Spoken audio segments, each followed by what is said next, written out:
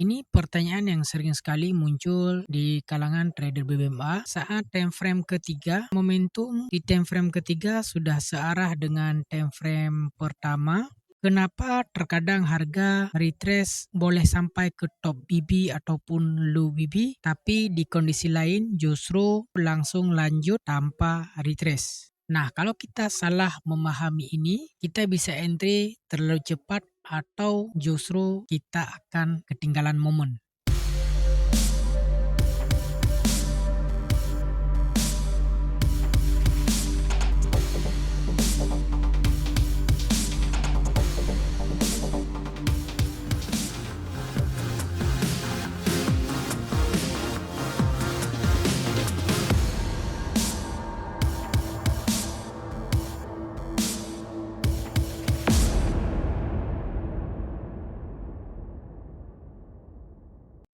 Assalamualaikum warahmatullahi wabarakatuh. Selamat datang kembali di channel Zulfikar FX. Di video kali ini kita akan coba sharing-sharing kembali berkenaan dengan BBMA Om Ali.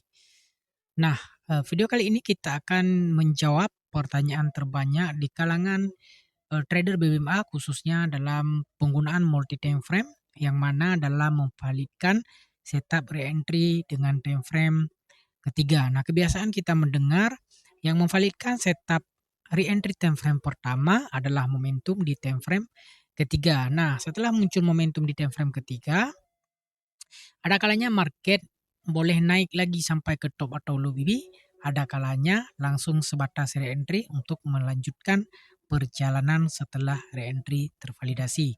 Oke, nah, sebelum kita jawab ke pembahasan, buat teman-teman yang nggak sengaja ketemu channel Mimin atau baru berkunjung ke channel Mimin, mohon dukungannya dengan cara mengklik tombol subscribe, like, dan juga share ke teman-teman yang lain.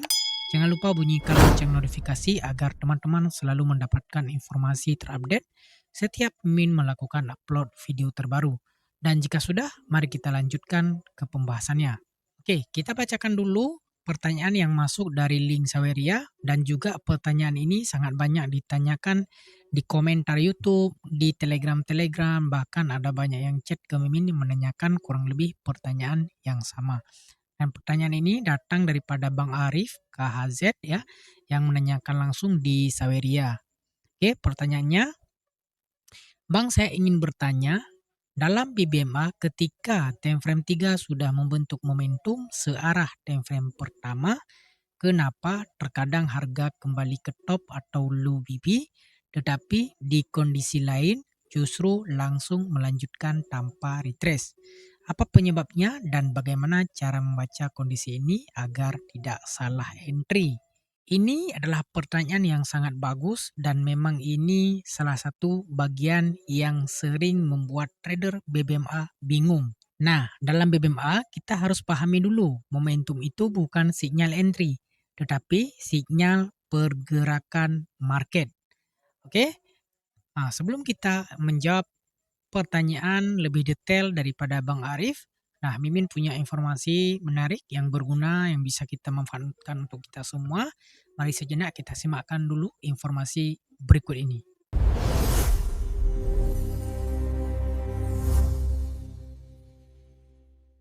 Ramadan ini, XN kembali menghadirkan promo deposit bonus. Mulai 10 Februari sampai 23 Maret 2026. Setiap minggu, klien berkesempatan mendapatkan deposit bonus hingga $8.750. Kalau dijalankan penuh selama 6 minggu, total bonusnya bisa sampai $52.500. Langkah pertama, cukup daftar satu kali saja. Setelah itu, lakukan trading minimal 2 lot. Dari volume trading itu, kamu akan mendapatkan tiket. Semakin besar lot yang kamu tradingkan, semakin besar peluang tiket yang kamu dapatkan. Kalau syaratnya terpenuhi, bonus deposit 100% akan kamu terima di minggu berikutnya. Proses ini bisa berulang setiap minggu sampai maksimal 6 minggu. Periode pertamanya dimulai dari 10 sampai 16 Februari dan terakhir 17 Maret sampai 23 Maret. Ada satu catatan penting, transaksi harus punya selisih minimal 10 pips antara harga buka dan harga tutup. Aturan 5 menit tidak berlaku. Bonus deposit akan diaktifkan setiap hari Rabu sebelum pukul 13 waktu UTC+2. Promo ini berlaku untuk Forex, emas, perak, serta BTC EUR, BTC USD, BTC JPY, dan BTC GBP. Untuk info lebih lengkap, klik link di bio atau di description box.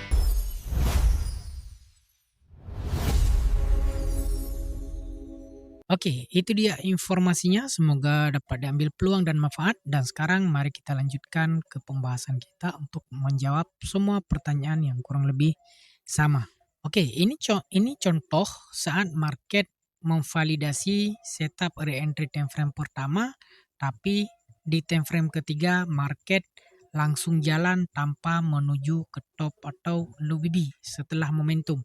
Nah, momentum di time frame ketiga ini memvalidkan perjalanan re-entry time frame pertama. Di sini market langsung melanjutkan penurunan. Ada kalanya setelah muncul momentum di time frame ketiga, market boleh naik sampai ke top BB. Ya, kita lihat contoh yang lain ya. Misalnya di BTC. Nah, ini contoh yang lain. Ini contoh yang lain juga, market hanya sebatas ini re-entry di H4, memvalidkannya dengan momentum di time frame ketiga. Ini juga masih di kondisi yang wajar. Ya, di re-entry langsung naik di re-entry time frame ketiga ya. Kita coba lihat yang muncul re-entry time frame ketiga yang terbatal menuju top atau low BB ya. Kita coba cari di pair lain sebagai contoh karena ini adalah sangat sering dialami ya oleh banyak trader BBMA. Oke, ini ada satu re-entry H4 ya, valid bila muncul momentum M15. Oke, ini pun setelah momentum dia tidak naik sampai ke top BB. Ada kalanya hanya sebatas re-entry di time frame ketiga, ada kalanya dia boleh naik sampai top atau low BB. Nah, di sini kita coba cari perbedaan supaya nanti nampak jawaban kenapa boleh naik, kenapa hanya sebatas re-entry di time frame ketiga saja. Karena kita sering mendengar, tapi kalau kita tidak melihat berdasarkan data, itu bikin kita ragu. Ya, di sini Mimin sudah rangkum beberapa kali re-entry H4 yang tervalidasi. Ini contoh re-entry H4 valid, time frame pertama valid setelah muncul momentum time frame ketiga. Dan hanya sebatas re-entry min BB saja di time frame ketiga. Oke, kita lihat lagi contoh-contoh yang lain. Nah, ini ada banyak contoh. Ini setelah muncul momentum di time frame ketiga, market boleh naik sampai ke top BB. Ini naik ke top BB. Oke. Nah, ini kondisi di mana market boleh naik sampai ke top BB ataupun low BB. Kita tanda dulu biar ada perbedaan. Oke. Nah, ini momentum. Memvalidkan re-entry time frame pertama, tapi market boleh naik lagi sampai ke top BB. Ini pun sama. Ini momentum saat gap. Market boleh naik lagi sampai ke top BB. Nah, ini pun sama. Momentum time frame ketiga memvalidkan setup time frame pertama, tapi dia naik sampai ke top low BB.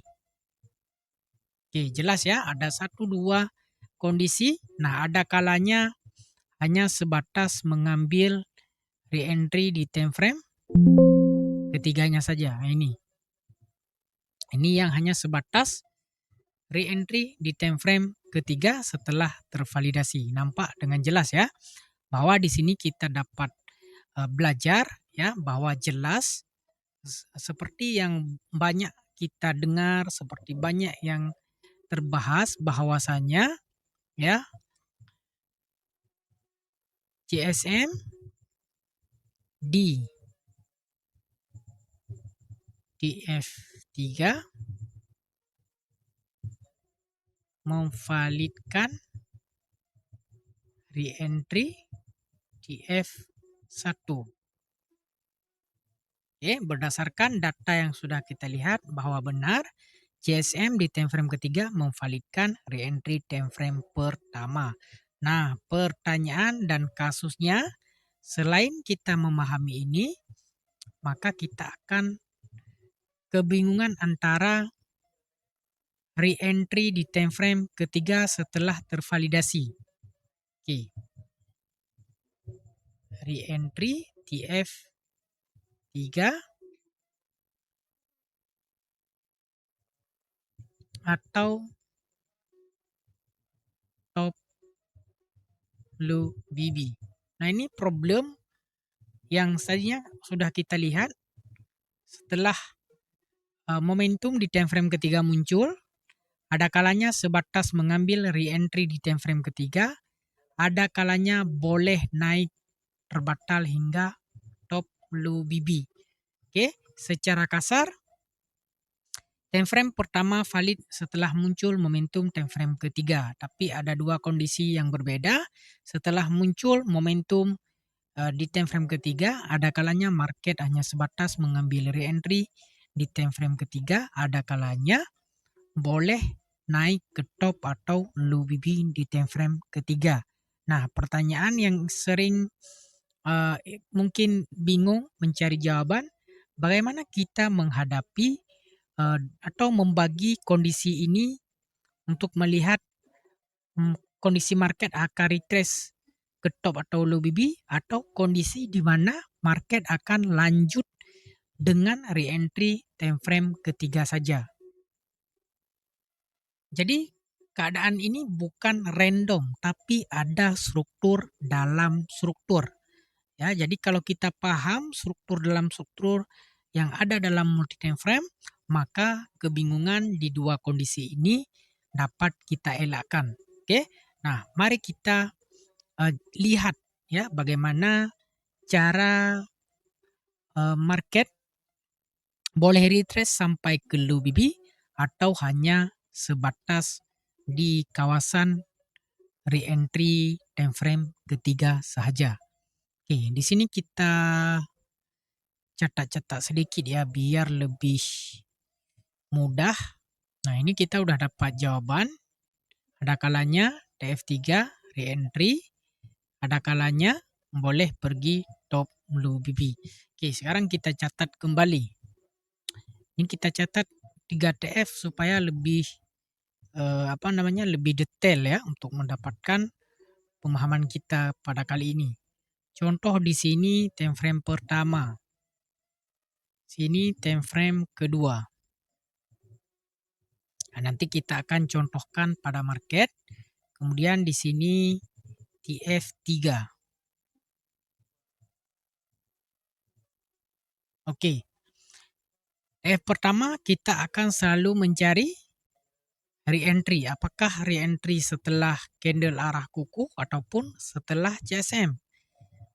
Re-entry. Oke, re-entry setelah CSAK atau CSM. Nah, validasi re-entry ini adalah GSM atau momentum. Oke, CSM atau momentum. Nah, di sini ada yang sering dilupakan ya. Kalau kita menggunakan validasi sebagai time frame pertama dengan time frame ketiga sebagai momentum untuk memvalidkan setup re-entry, sebenarnya yang jarang diperhatikan bahwa ketika time frame 3 terbentuk momentum, maka di time frame kedua sering sekali terbentuk dua kondisi sinyal. Pertama CSA atau CSEQ. Oke, di time frame kedua selalunya ketika time frame 3 terbentuk momentum, di time frame kedua itu untuk validkan momentum time frame 3 itu dengan kekuatan yang lebih kuat adalah time frame kedua terbentuk arah kukuh. Nah, atas dasar terbentuk arah kukuh di time frame kedua inilah ya, maka akan terbentuk dua kondisi market. Oke. Nah, pertama karena di time frame 2 ada arah kukuh, tentunya ada re-entry. Oke. Kalau time frame kedua membentuk re-entry, artinya di mana kawasan re-entry? Untuk time frame ketiga berada di zona mana? Zona top atau low BB TF3. Sebab apa? Sebab kawasan MA5, MA10 pada time frame kedua, time frame ketiga berada di top atau low BB. Jadi, ada kalanya sekedar respon re-entry CSM TF ketiga. Oke, ini alur kondisi, dua kondisi. Jadi, ketika terbentuk re-entry di time frame pertama, yang memvalidkan re-entry-nya dengan muncul momentum di time frame ketiga. Setelah muncul momentum di time frame ketiga, artinya di time frame kedua pun ada sinyal. Nah, PR selanjutnya setelah valid time frame ketiga muncul CSM, bagaimana cara detek hanya sekedar re-entry time frame ketiga atau akan ambil re-entry time frame kedua alias ke top atau low BB. Oke? Nah, ini struktur dalam struktur dan kita akan lihat perbedaan pada market. Apa yang menyebabkan boleh naik sampai ke re-entry time frame kedua dan apa hanya sekedar di re-entry time frame pertama. Oke. Di sini kita catat zone ya. Zone supaya tidak bingung nanti ketika kita gunakan dalam multi time frame. Nah, ini MTF zone ya atau struktur dalam struktur atau kawasan. Ini kita gunakan apa namanya istilahnya kita gunakan untuk multi time frame dengan indikator zone atau kawasan. Ini kita buat 2 time frame saja ya, biar lebih simple. TF1 dan TF2. Ini kita catat, mudah-mudahan durasi video ini tidak terlalu panjang ya, supaya mudah. Oke, zone atau kawasan. Bila time frame pertama, bila time frame pertama berada di kawasan MA5, MA10, maka di time frame kedua, terserah time frame apa saja, ya, akan berada di kawasan top atau low BB. Nah, ini kawasan. Kaitan indikator ya. Ini zone atau kawasan indikator yang membentuk penyebab kenapa hanya sekedar ngambil re-entry time frame 3, kenapa boleh membatalkan re-entry time frame 3 untuk mengambil re-entry time frame 2 yaitu top low BB time frame ketiga. Yang jelas setelah muncul momentum time frame ketiga ini telah memvalidkan suatu re-entry. Oke, nah sekarang mari kita lihat contoh pada market. Tadi kita lihat jelas yang bagus contoh pada BTC hari ini. Oke, ada satu re-entry di kawasan MA5, MA10 yang datang setelah sinyal momentum. Oke, valid setelah muncul momentum di time frame ketiga. Oke, setelah muncul momentum di time frame ketiga, time frame ketiga bagi satu kali re-entry. Oke, nah momentum di time frame ketiga ada arah kukuh pada time frame kedua. Ada arah kukuh, ada momentum. Ya, kenapa hanya sekedar mengambil re-entry time frame ketiga atau tak ambil re-entry time frame kedua? Sebab di kawasan re-entry time frame ketiga ini kalau kita turunkan lagi satu TF tidak membuat satu momentum yang mematikan momentum sebelumnya. Jadi kalau tidak ada momentum kawasan low BB di kawasan 1 TF di bawahnya adalah kawasan MA5, MA10. 10. Jadi tidak ada momentum, tidak ada destinasi. Bila muncul momentum, destinasinya kemana? 1 TF atasnya menuju kawasan top atau low BB. Bila muncul momentum di time frame bawahnya, sama dengan arah kukuh di time frame ini ada destinasi sampai low BB. Atas dasar ini membatalkan re-entry time frame ketiga, mengambil re-entry time frame kedua. Nah, itu salah satu contoh ya, kenapa hanya sekedar ambil re-entry di time frame ketiga. Oke, ini kawasan re-entry yang diambil sekedar re-entry time frame ketiga. Sekarang kita cari re-entry yang dia ambil sampai ke time frame ketiga. Oke, ini contoh yang lain ya. Ini ada satu re-entry. Kita lihat kawasan re-entry ini dengan time frame ketiga. Oke, ini ada momentum memvalidkan re-entry. Di sini dia bagi 1 kali re-entry, 2 kali re-entry. Lihat, time frame kedua ada momentum. Tak buat re-entry. Hanya sekedar re-entry time frame ketiga. Sebab apa? Sebab satu time frame di bawahnya tak ada momentum yang berlawanan. Nah, rejection MA50. Kawasan top BB sama dengan kawasan MA5, MA10 satu time frame bawahnya.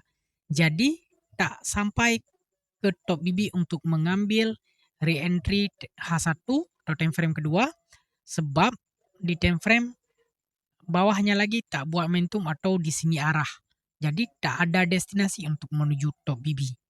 Sehingga hanya sekedar mengambil re-entry di time frame ketiga. Nah, ini mungkin untuk teman-teman yang baru belajar MTF mungkin agak mungkin masih sedikit bingung ya.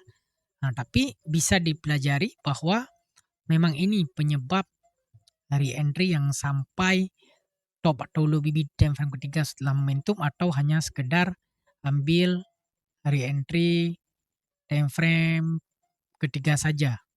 Oke, ini contoh re-entry beberapa kali ya. Kita lihat contoh yang banyak.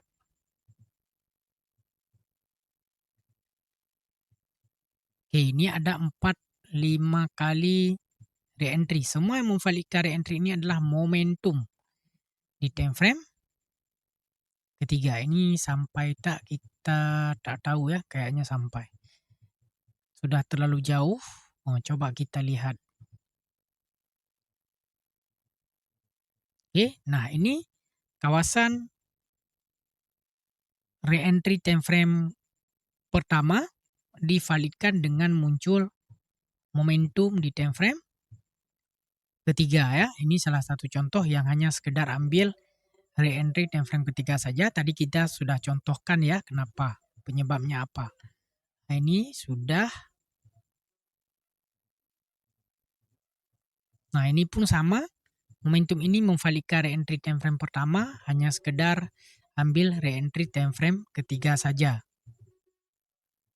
Contoh yang lain. Ini sudah.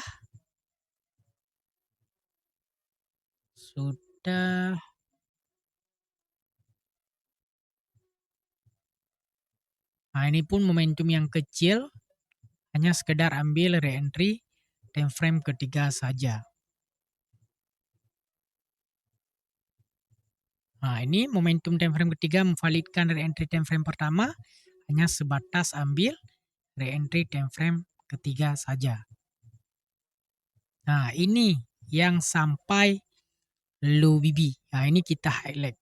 Momentum memvalidkan re-entry time frame pertama, tapi dia turun sampai low BB. Oke, di sini kita kasih warna merah. Oke, untuk kita lihat time frame kedua. Ada arah kukuh re-entry. Ini re-entry di H4 ya, valid muncul momentum time frame ketiga dan dia boleh mengambil top atau low BB di time frame ketiga setelah muncul momentum. Nah, ini kita coba fokus. Karena ini yang bikin trader sering bingung. Oke, kita lihat. Nah, ini boleh pergi sampai ke low BB. Pertama, arah time frame ketiga momentum, arah kukuh time frame kedua. Kenapa boleh pergi sampai low BB M15? Sebab time frame satu lagi di bawahnya ada momentum yang membuat arah kukuh. Time frame M15. Jauh sangat tak sampai. Tak bisa kita lihat M5 sudah terlalu jauh. Nah, ini salah satu kondisi kenapa dia boleh pergi ke low BB, karena di sini ada satu arah. Ada satu arah yang membuat momentum di time frame ketiga. Jadi ada destinasi sampai low BB. Nah, nanti ada pertanyaan yang baru. Min, kan ini ada momentum di low BB M15. Apakah ini enggak terjun? Kenapa masih naik balik? Apakah momentum ini kuat? Lihat. Ada enggak arah kukuh? Kan tidak ada. Oke, makanya tadi kita udah catat di sini. Mana tadi kita sudah catat?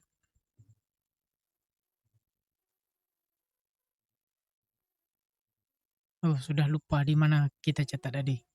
Ya, jadi sudah menjawab kenapa boleh sampai ke top BB ataupun hanya sekedar re-entry time frame ketiga saja. Oke, contoh satu lagi lah biar durasi tidak terlalu panjang. Oke, contoh nih re-entry daily. Re-entry daily valid bila muncul momentum di time frame H1. Time frame ketiganya daily kan H1. Ini ada momentum di H1 dan re-entry sekedar di re-entry H1. Momentum ini adalah arah kukuh di H4. Oke. Kenapa tidak naik sampai top BB H1? Sebab di M15 tak membuat satu momentum buy, tapi dia hanya sekedar reject di kawasan top BB. Kawasan top BB adalah kawasan MA5, MA10 dan tidak membuat satu arah kukuh. Jadi kalau H1 membuat arah kukuh, M15 membuat momentum buy, artinya dia boleh berpotensi mengambil re-entry arah kukuh di H4. Tapi ini tak ada sebab di H1-nya reject kawasan mid BB, tak membuat arah kukuh. M15 pun hanya sekedar reject. Sebab kawasan MA5, MA10 adalah top atau low BB satu time frame di bawahnya. Jadi nampak jelas ya kenapa momentum di time frame ketiga itu ada kalanya langsung lanjut atau ada kalanya dia boleh naik ke top low BB karena jawabannya satu time frame di bawahnya tak membuat momentum yang berlawanan dan di time frame ketiga itu tidak membuat arah kukuh. Jadi kalau tak ada momentum, tak ada destinasi. Ya. Jadi dalam BBMA bukan sekedar pertanyaan harus retrace atau tidak. Jadi di mana posisi market dalam struktur multi time frame terbentuk dan kita boleh memanfaatkan time frame keempat untuk melihat momentum. Sebab momentum yang membawa pergerakan market dan momentum yang kuat pada satu time frame di atasnya membuat satu sinyal arah kukuh. Oke, semoga bisa menjawab untuk pertanyaan Bang Arif berkenaan dengan ketika TF3 sudah membentuk momentum searah time frame 1, kenapa terkadang harga kembali naik ke top low BB, tapi kondisi lain justru langsung melanjutkan retrace. Oke. Nah, penyebabnya tadi kita sudah ulas, tadi sudah kita jawab dengan detail, semoga bisa dapat diambil manfaatnya dan semoga juga dapat menjawab untuk pertanyaan-pertanyaan yang sama dari trader-trader yang lain. Oke, buat teman-teman yang mau bertanya seperti Bang Arif ataupun kawan-kawan yang lain dalam format Q&A, Nah, teman-teman boleh klik link Saweria di sini ya, karena kalau pertanyaan di Telegram, pertanyaan di komentar ditakutkan sering terlewat. Tapi kalau di Saweria, dia tersimpan khusus walaupun tidak terjawab dalam waktu yang singkat karena banyak juga pertanyaan. Oke, nah, pertanyaan yang menarik, Mimin akan coba jawab seperti yang ditanyakan oleh Bang Arif ini. Oke? Oke, semoga bermanfaat supaya durasi tidak terlalu panjang. Kita cukupkan sampai di sini dulu. Mohon maaf kalau ada kesalahan dan kesilapan dalam penyampaian. Kita cukupkan sampai di sini dulu. Selamat belajar, selamat mengkaji, selamat membacktest, dan salam profit.